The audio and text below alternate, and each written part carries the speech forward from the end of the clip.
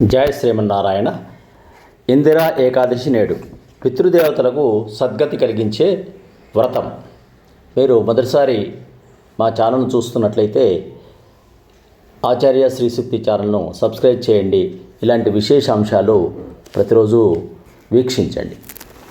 ఇందిరా ఏకాదశి భాద్రపద శుక్లపక్ష ఏకాదశి నాడు వస్తుంది.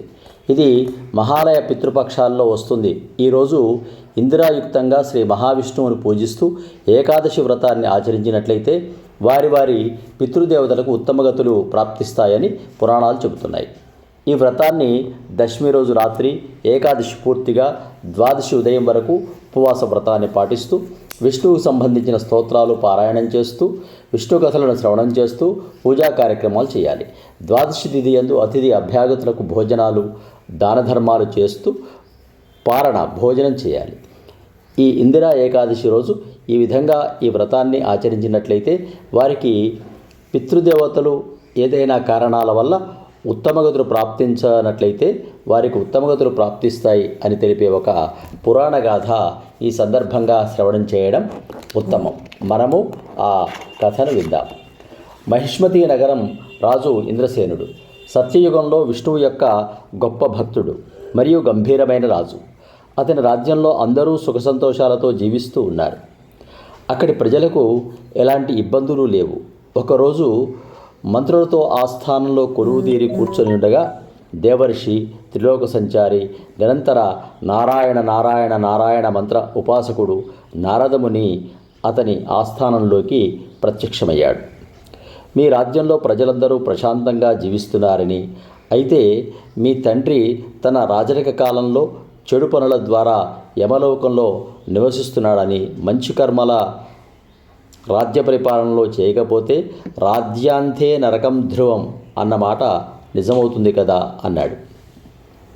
ఆ విషయాన్ని విన్న ఇంద్రసేన మహారాజు ఆందోళన చెంది తన తండ్రి ఆత్మ క్షేమం గురించి అడిగాడు.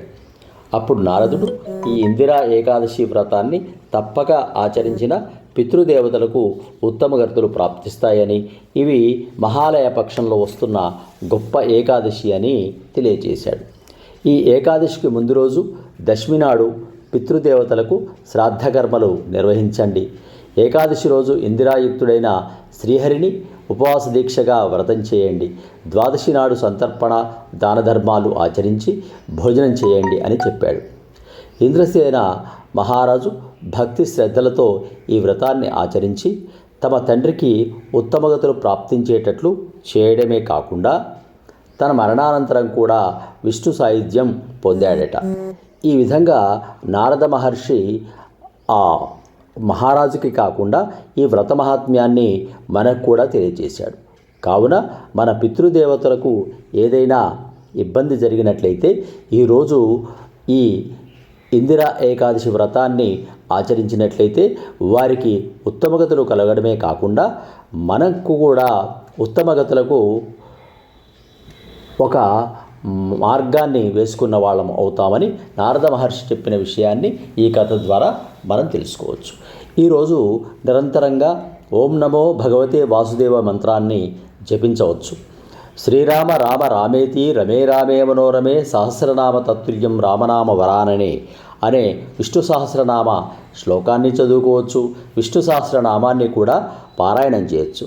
నిరంతరంగా శ్రీకృష్ణ గోవింద హరే మురారే హే నాథ నారాయణ వాసుదేవ హరే రామ రామ రామ హరే హరే హరే కృష్ణ కృష్ణ కృష్ణ హరే హరే అని నిరంతరంగా భజన చేస్తూ ఆ విష్ణు సామీప్యంలో ఉండి ఈ వ్రతాన్ని చక్కగా ఆచరించండి. మంచి ఫలితాలను పొందండి. ఇలాంటి గొప్ప విషయాలు, ఉత్తమమైన విషయాలు, మీకు తెలియని విషయాలు మీ ముందుకు తేవాలని మీరు భావించినట్లయితే ఆచార్య శ్రీ సూక్తి ఛానల్ను సబ్స్క్రైబ్ చేసుకోండి, షేర్ చేయండి. ఇలాంటి మంచి విషయాలను మీ మిత్రులు, బంధువులతోటి పంచుకోండి. సర్వం శ్రీకృష్ణార్పణమస్తు. శుభం భూయాత్. సమస్త సన్మంగళాని భవంతు. స్వస్తి.